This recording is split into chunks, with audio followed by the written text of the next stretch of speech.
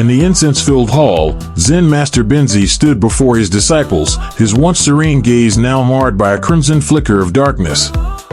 His words shocked the assembly. The teachings we have followed are veil. The power of demons, the darkness, is the true path to enlightenment. Unease rippled through the room.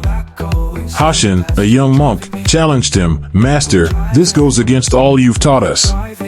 How can demons lead to enlightenment?" Benzi dismissed him coldly.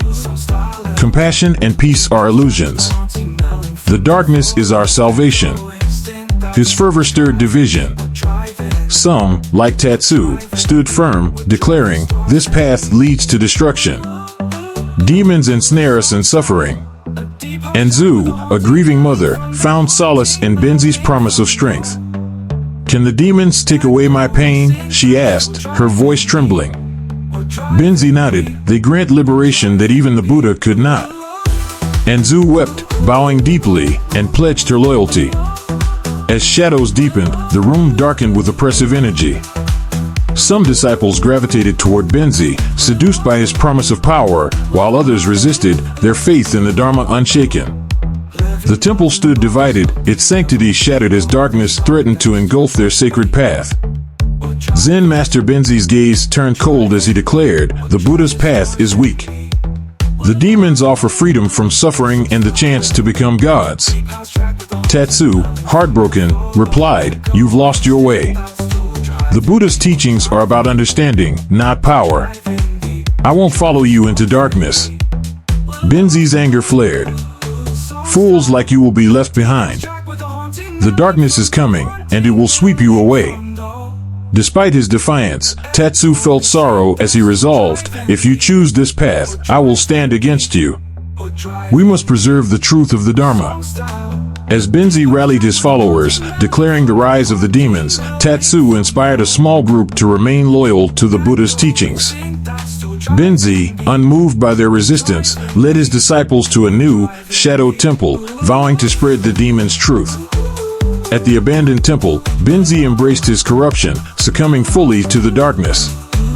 Meanwhile, Tatsu and the remaining monks vowed to protect the Dharma. "We must be vigilant," Tatsu urged. The group meditated, their faith unyielding as the night deepened. The time of the Buddha had ended for Benzi, who now welcomed destruction as a servant of the demons. The battle for the Dharma had begun. St. Michael's Church, once a sanctuary of light, became unrecognizable. Its statues of saints had vanished, leaving mocking voids, and the grand crucifix was replaced by a dark stain. The air thickened with an oppressive energy as Father Taurine, standing at the pulpit in dulled robes, addressed his congregation.